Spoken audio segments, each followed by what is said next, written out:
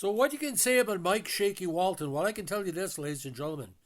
He was one step away from superstardom, but due to injuries or league changes or a lack of respect from his coaches, it wasn't there. But Shakey Walton, my God, ladies and gentlemen, when he's on his game, especially at WHA, a natural playmaker, a natural goal scorer. So today we're talking about the mini Pats from Kirkland Lake, Ontario, to St. Michael's College, to the Maple Leafs, to the Bruins, the WHA, and back to the NHL again. Now, born Michael Robert Walton, he played forward in the NHL, mostly at center, and WHA from 65 to 79. Born in Kirkland Lake, his family lived a transient existence during his youth before settling north of Toronto. He operated a restaurant garage in Sutton, about 50k north of the city. He inherited his nickname Shakey from his father Bob Walton, who would shake his head to throw off his opponents as a hockey player in England. Very, very fascinating name. Now, Shakey basically was destined for the NHL from an early age, and I'll tell you why. He spent each of his first 2 years of junior hockey with the only two champions in the Metro Junior League's brief history. He first attended St. Michael's College School on a partial scholarship. When the Major's famous hockey program was discontinued after the 62 campaign, Walton and the rest of the players were transferred to Neil McNeil Catholic Secondary School, where he scored 22 goals in 38 games for the Maroons in 63. Only 5'10", 175, he became a part of the Maple Leafs talent pipeline when he joined his OHA farm team, the Marlboros, where he was the club's second leading scorer with 92 points, 41 goals and 51 assists in 53 contests, while helping them win the league title in Memorial Cup in 1964. He then earned back-to-back minor league Rookie of the Year honors, first with Tulsa of the Central Professional Hockey League in 65, and then with the Calder Cup winning Rochester Americans of the AHL in 66. Now he made his Leafs debut in 66, appearing in only 6 contests. He established himself in a veteran-dominated team midway through the next campaign. Working exclusively on power play situations, he scored 4 counters with 3 assists while playing in all 12 games of Toronto's postseason run to 67 Stanley Cup title. He was the club's leading scorer with 59 points in 68, with 30 goals and 29 assists, his first full season in the league, and most productive with the Leafs. But according to Punch Imlach, either he was going to go or Frank Mihaljevic. You know what happened there. His time with the Leafs was marred by constant conflict with head coach Punch Imlach and team president Stafford Smythe. Prior to his dismissal in April 69, the domineering Imlach, disdainful of younger players, clashed with Walton over his hairstyle and bombarded him with negative comments about his on-ice performance. Also at issue was the fact that Walton's agent was Al Nicholson, the crook who helped establish the NHL Players Association. Further complicating matters was Walton's marriage to Smythe's niece and Conn Smythe's granddaughter, Candace. When independent psychiatrists appointed by the NHL diagnosed Walton with depression in the middle of the 71 season, I'd be depressed too, his departure from the Leafs was imminent.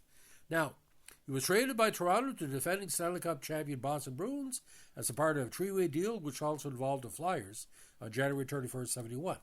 The Maple Leafs received Bernie Perron, a second-round pick, the 71 NHL Amateur Draft, Rick Kehoe, from the Flyers, who got Bruce Campbell and a first-round selection, Pierre Plante, the same draft from the Leafs, and Rick McLeish and Danny Schock from the Bruins.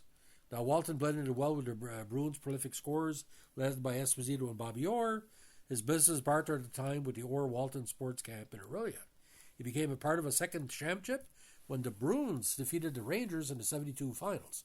Unfortunately, he was injured in a bizarre accident in the middle of the 73 season when he tipped and fell through a plate glass door at a St. Louis hotel.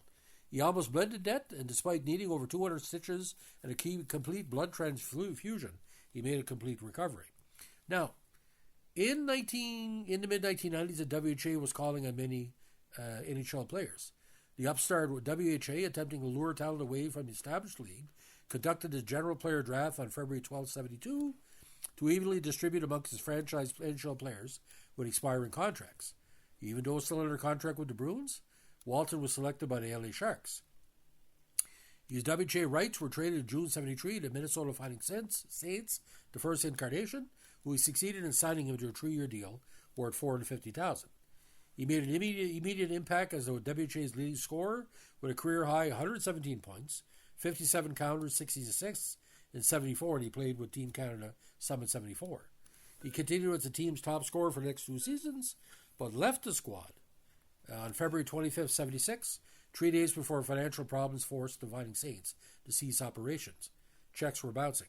Again, he also played for Team Canada when it lost the 74 Summit to the Soviet Union 4-1-3. Observers considered his performance to be the biggest disappointment in the series, and I tend to agree. Now, Walton returned to the NHL to finish the 76 campaign, but was not with the Bruins.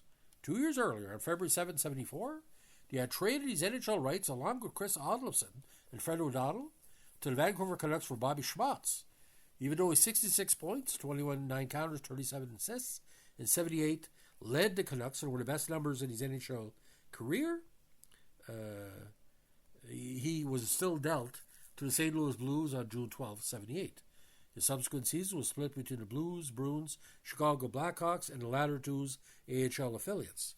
His final year of pro hockey in 79-80 was spent with Kölner EC of the Bundesliga in West Germany. Now, Walton is married to Candace and has 3 daughters, Connie, JJ, and Michelle.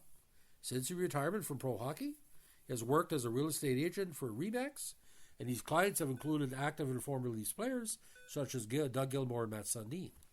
He was the eponymous initial proprietor of Shakey's original Bar and Grill on Bloor Street in the western part of the city. So let's go over the awards. There's quite a few here, ladies and gentlemen. WHA Championship, J. Ross Robertson Cup in 64. Memorial Cup title with the Marlies in 64. Ken McKenzie Trophy Rookie of the Year to CPHL with Tulsa. 66 Dudley Red Garrett Memorial Award Rookie of the Year AHL the Rochester Americans. 66 Calder Cup title with Rochester. 67 Stanley Cup title with Toronto. 68 NHL All-Star with Toronto. 72 Stanley Cup title with Boston. 74 Bill Hunter Trophy Scoring Leader, the Saints. He was an inaugural member of the WHA Hall of Fame. Now, his seasons with St. Michael's Majors and the Neil McNeil Maroons scored 13 and 22 goals in those seasons. With the Marlies in 64, 92 points in 53 games. Now, that season, he also played in the AHL with Rochester for 2 contests, but helped the Memorial Cup with 26 points in 12 games. With Tulsa in 65, he had 84 points in 68 games, 40 goals in a regular season, and 13 points in the playoffs. 66, Roken with Rochester with 86 points, and 4 points with Toronto in the regular season. In 67, after 19 goals in 36 games with Rochester, he got a regular stand with Toronto, 17 points in 31 contests, with 7 points in the Stanley Cup race. Now, Toronto in 68, 59 points, 30 goals. 69, 43 points, 22 counters. 70, 21 goals, 34 assists, 55 points. After the trade, he did very little in Boston, only had 21 points that season in 71 in 45 games. However, with Boston the next year, 56 points, helped him win the Cup with 12 points in the postseason. 73, 25 goals, 56 games. Now with the Saints, 117, 93, and 71 points, 57, 48, and 31 counters. Back to, he left the Saints in 76, signed with Vancouver, got them to the playoffs. 77, he had 31 points in 40 games.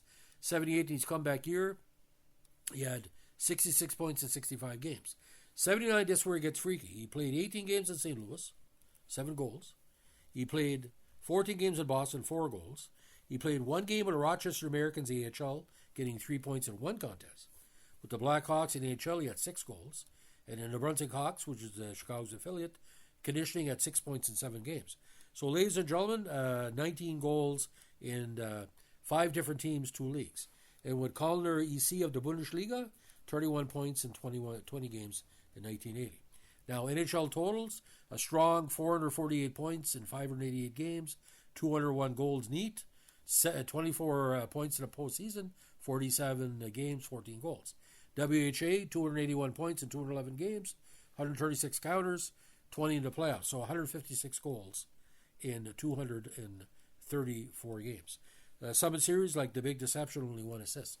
So Shakey Walton, again, 1 step away from superstardom. But if you would have kept Rick McLeish and Reggie Leach and Shakey, I think Boston would have been a much better franchise into the 70s and weakened the team because Reggie eventually showing up in Philadelphia with Rick McLeish, and it was kind of weird, ladies and gentlemen. They had all the bastion being a Stanley Cup winner for most of the 80s, but just some bad trades and bad decisions. But Shakey, to me, one of the most underrated players of all time. And I asked my dad once, I said, how come he's not considered a superstar? He said he is, but he doesn't consider himself a superstar. Like, he almost hit the 30-goal mark and he was shut off. That's what Dad told me. But he didn't do that at WHA. There was no pressure in Minnesota. Where are you going to have the media in Minnesota covering the WHA or covering mostly NCAA? So that's the story of the Boston Bruin, Toronto Maple Leaf, Minnesota Fighting Saints legend Mike Shakey Walton. If you like what you're doing here with our Boston Bruin Toronto Tribute podcast, let us know with a like, comment, subscribe, or share.